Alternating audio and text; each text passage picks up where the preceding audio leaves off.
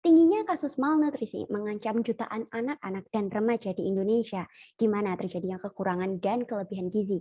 Untuk itu, Japfa hadir dalam memproduksi protein yang terjangkau bagi seluruh kalangan di Indonesia. Kami, FK Team, akan memaparkan hasil analisis kami mengenai perusahaan PT Japfa Comfit Indonesia Tbk.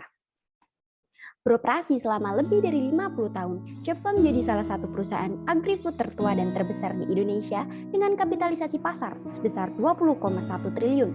Japfa bergerak dari hulu ke hilir dengan 3 kegiatan usaha utama dan 7 kegiatan usaha pendukung dalam industri ikan, daging, dan produk unggas.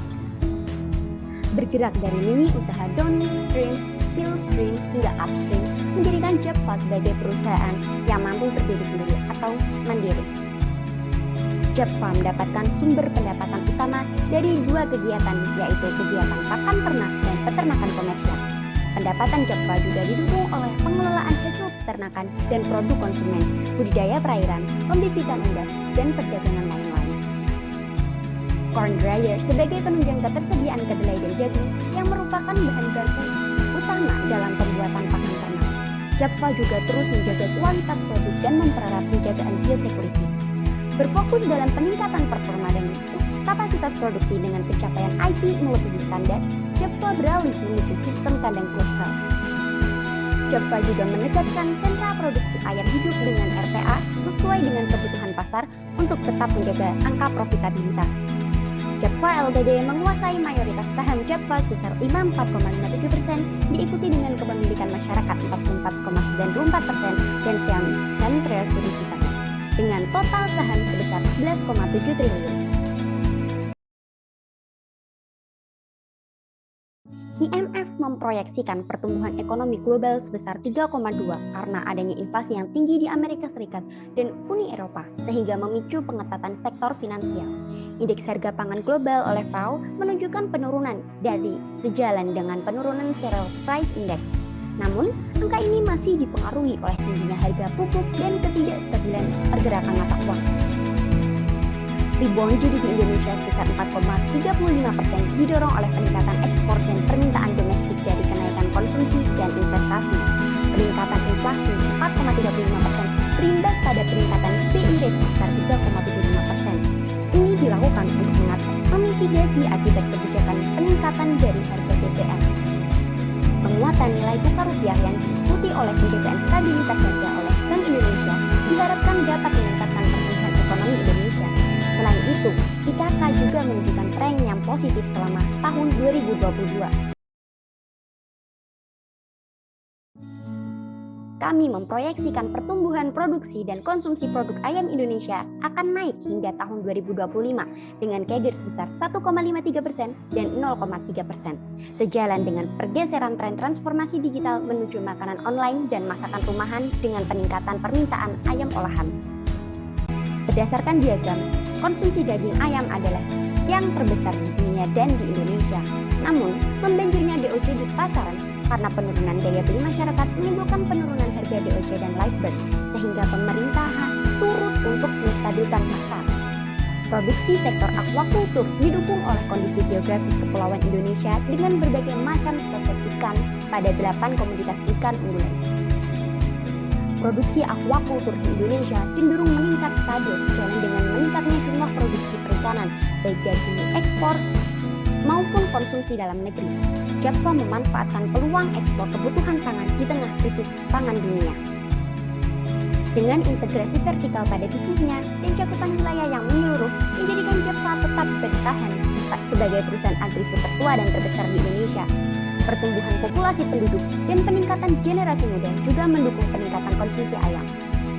Pengelolaan produk dengan teknologi tepat guna menjadikan Japfa selalu ada untuk memenuhi kebutuhan protein Indonesia. Dengan posisi Japfa sebagai pemain besar setelah PT Charon Pokpan Indonesia Tbk dan kondisi revenue stream yang sangat sensitif terhadap permintaan pasar dan fluktuasi harga, serta mayoritas pemasok merupakan mitra yang menurunkan kemampuan supplier dalam menentukan harga, dan juga posisi ayam sebagai alternatif jika harga daging melonjak, menguatkan analisis kami dalam menentukan poin-poin pada Fortress 5 Forces Analysis. Sekian dari saya, akan saya lanjutkan oleh Fatah.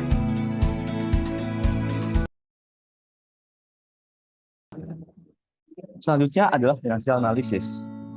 Kualitas keuangan Java tercermin dari besaran rasio CPM yang menjadi terbesar di dunia dengan besaran 17,9%, yang menunjukkan bahwa dibandingkan penjualannya, Java memiliki laba kotor yang paling besar. Sedangkan NPM, Java memiliki besaran rasio 4,7%, selisih beberapa poin dibandingkan pesaing utamanya yaitu Cepin sebesar 7%, yang berarti setelah adanya pengurangan beban-beban, Java memiliki nilai laba bersih di bawah Cepin, sehingga apabila Java dapat menekan kembali beban-bebannya, maka laba bersih Java dapat lebih efisien dan mungkin dapat mengungguli Cepin.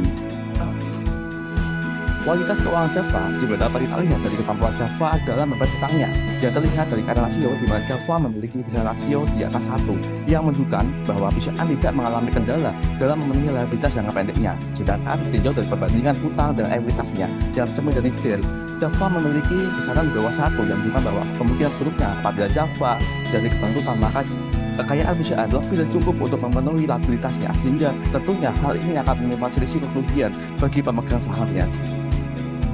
Dilihat dari keuangannya, Java memiliki kinerja keuangan yang bagus. Terlihat bahwa saat ini Java memiliki pendapatan yang terus bertumbuh, sehingga hal ini juga akan mendorong adanya peningkatan EPS yang juga akan meningkatkan keuntungan bagi pemegang sahamnya.